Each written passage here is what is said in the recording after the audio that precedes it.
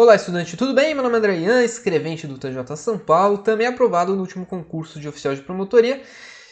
Mais um vídeo aqui, tá? Trazendo para você falando sobre a segunda fase da prova de oficial de promotoria do Ministério Público de São Paulo, cuja prova é organizada pela Fundação Getúlio Vargas, né? Aquele problema que a gente teve com a parte da segunda fase, prova de digitação.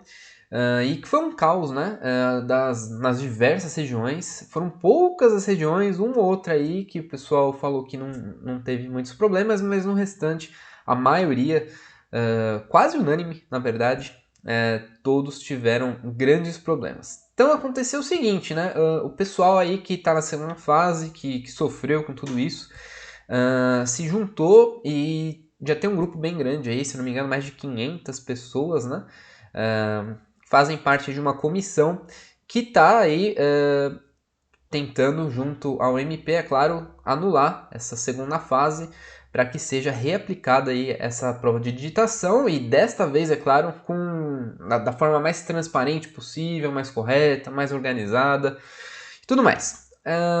Tem um colega que faz parte aí dessa comissão que entrou em contato comigo falando de uma carta aberta que eles fizeram ao Ministério Público, entre outras coisas, diversas coisas que eles já conseguiram, já alcançaram aí, inclusive com uma matéria na Globo News, tá? Então, é o seguinte, pessoal, eu tô aqui, na verdade, mais para ajudar, não é só para... que muitos acham que a gente tá aqui sempre só para ganhar dinheiro, e não é assim, né? Queira você acreditar ou não, muitos de nós aqui querem realmente ajudar todos que estão estudando aí, afinal, eu, por exemplo, já fiz mais de 50 provas, então eu já sofri muito até conseguir minhas aprovações. Eu tô aqui, na verdade, mais para ser um divulgador aí dessa carta aberta, tá? Tô gravando esse vídeo aqui para ajudar o pessoal, para que chegue aos ouvidos da maior quantidade de pessoas possíveis, tá? Para mostrar que a gente precisa de ajuda em relação a isso, porque não é simplesmente uma provinha que a gente faz, isso define as nossas vidas no futuro, tá? Então faz total diferença se a gente fica entre os primeiros colocados ou mais para baixo, porque uma pessoa vai ser nomeada daqui a alguns meses, a outra daqui a 3 anos. Então isso faz total diferença nas nossas vidas e aí simplesmente a gente só quer o quê? Que os melhores ficam na frente, né? Quem não for tão bem assim fica um pouquinho mais para trás e é isso. Tem que ser justo, tem que ser equânime com todos. Então eu estou aqui para divulgar essa carta aberta. Eu vou fazer a leitura aqui de alguns pontos principais que eu acho, tá? São quase 20 pontos aí que eles colocaram nessa carta aberta. Eu vou colocar para vocês aí na tela. E aí vou fazer a leitura de alguns pontos aí para você. Na verdade eu vou tentar me colocar aqui no cantinho só para você continuar me vendo. Enfim, uma carta aberta aí, tá? Depois eu vou até falar com o colega lá se ele permitir. Eu vou deixar aqui no link na descrição do vídeo, se você quiser fazer a leitura dessa carta, tá? Depois eu vou conversar com ele. Se você der uma olhadinha na descrição e estiver aqui, então foi autorizado, tá? Então eu tô aqui só para ajudar, como eu bem disse. Então aí, no começo, eles citam basicamente o que aconteceu no dia 7 de maio, né? Que foi a aplicação da prova desastrosa aí de digitação e inúmeros relatos que a gente teve, rede social, enfim, e até uma matéria aí que saiu na Globo News, tá? No dia seguinte, no dia 8 de maio. E aí são feitas algumas solicitações. A primeira é, claro, a anulação da segunda fase, né? Porque a gente não pode simplesmente fingir que isso não aconteceu, né, pessoal? Então isso daí feriu completamente a isonomia do concurso, a isonomia da segunda fase principalmente, né? Pra gente não dá para seguir como se isso não tivesse acontecido, obviamente. Então, item 1 aí fala de diversos problemas que teve, vazamento do texto. Pessoal, imagina, uma pessoa faz uma prova de manhã, né? E aí à tarde tem o mesmo texto para você digitar. E à noite, né? Que tem gente que chegou de manhã e saiu só à noite. Imagine 10, 12 horas sem comer, inclusive, né? Gente passando mal. São tantos problemas que não dá, até para enumerar aqui a gente se perde, né? O que mais? Internet habilitada durante a prova, corretores ativados, 20% de caracteres a mais do que o estabelecido no edital, 1.800 pede, mas cobra 2.100. Então, assim, né? Muito complicado. Então, item 1, anulação irrestrita aí da segunda fase do concurso, reaplicação no item 2 em todos os polos, certo? Que foram todos os polos que aconteceram a prova de digitação do Ministério Público de São Paulo. Com relação, pessoal, à parte dos fiscais, né? Então, realmente aí, bom, primeira inspeção e monitoramento, é claro, por parte do MP, né? Para que seja. Primeiro, tem a transparência, a forma como é feita a organização, e segundo, haja o quê? Fiscalização, obviamente, né?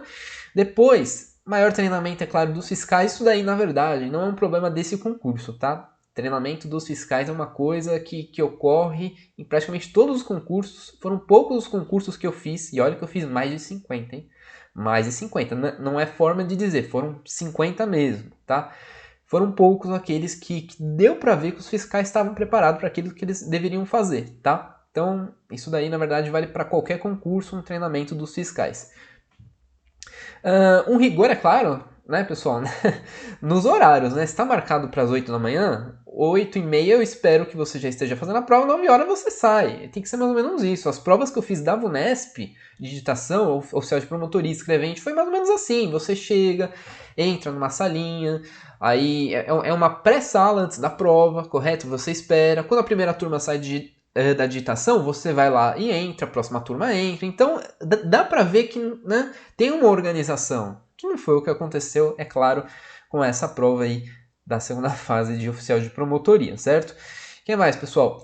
Conferência, né, e detecção de metais, principalmente celular, na entrada das salas da prova, obviamente, que é o que deve acontecer, lógico, em qualquer concurso, seja na primeira fase ou não, isso daí sempre tem que ter. Aí eles pedem uma retificação do edital por conta dos termos ambíguos, porque você pede lá aproximadamente 1.800 caracteres, né, e aí cobra 2.100, esse aproximadamente, que a interpretação da banca está muito além de ser aproximadamente, né, o que realmente não se justifica. E aí eles pedem que, na verdade, a aceitação variável aí do texto de 1.800 caracteres seja de 1%, aí, entre 1.780 e pouco até 1.800 e pouquinho, tá?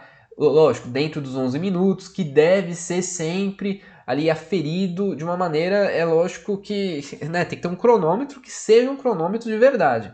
Vistoria aí das máquinas, obviamente, tem que estar todas nas mesmas condições, tem que ter de preferência um software próprio, tá, para você fazer essa prova de digitação, que não é nada complicado, tá, uma banca igual a FGV deveria ter, não é nada complicado isso, inclusive de se desenvolver também, tá. O próprio NEAF, se eu não me engano, eles têm lá um programinha que é para você treinar, um curso de digitação, né, é super simples, tá, não é nada de outro mundo não. Vedação de formatação, é lógico, porque é prova de digitação, né, e não formatação. Vedação de títulos ou informações adicionais no texto. Utilização de diferentes textos, porque não pode ser o mesmo texto para todo mundo. A turma que faz de manhã, a próxima turma precisa fazer outro texto. Porque pode ter comunicação entre os candidatos. E lógico, vazamento do texto jamais. Então, tem que ter mais de um texto, e isso não prejudica quem digita um texto ou outro, porque se está aproximado ali entre 1.800 caracteres, não muda muito, certo? E isso garante mais a isonomia do concurso. Que mais, pessoal? Vedação de qualquer tipo de informação temporal com horários e datas nas telas das máquinas, então para você não ter ali na tela da máquina um horário e a minutagem de quanto tempo já passou a prova. Utilização de 2 cronômetros, eles pedem aí. Vedação de comunicado aviso durante a realização da prova, sejam eles por parte dos candidatos e, sobretudo, dos fiscais, né? Podendo, assim, se preferir apenas 2, a saber, o de 5 minutos restantes e 1 minuto restantes resta 1 minuto. Então, né? Para o pessoal ali, se durante a prova, saber, resta 5 minutos, resta 1 minuto, é o máximo, certo? Utilização de um padrão auditável. Pessoal, a gente não pode simplesmente digitar, ver um fiscal lá, pega o pendrive, né, daquilo que a gente digitou e vai embora. A gente não assina nada, não é impresso nada que está com o nosso nome. Isso não existe, tá? Uma prova de digitação precisa ter isso. E aí, por fim, eles pedem a divulgação dos locais de reaplicação da prova com 14 dias de antecedência e também o edital de retificação aí com antecedência de 20 dias, tá?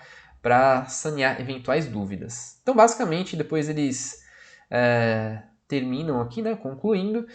Basicamente é isso, né, pessoal? Essa carta aberta aí que o pessoal que está nessa segunda fase aí do Ministério Público fez para tentar ir junto ao MP buscar primeiramente, essa anulação e depois corrigir os erros para que a gente não tenha uma segunda fase de novo e repita os mesmos erros. Aí não vai adiantar nada, né?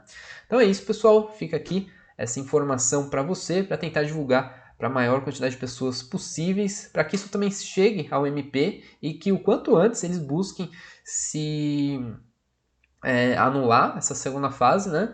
E divulgarem tudo o que aconteceu também, né? Porque não pode só a gente estar divulgando, acho que o MP mesmo tem que se manifestar de alguma forma para que mostre que ele está atuando como é aquilo que está previsto em lei, mesmo que ele faça, né? Então é isso, pessoal. Agradeço então a sua presença até aqui, muito obrigado e até a próxima.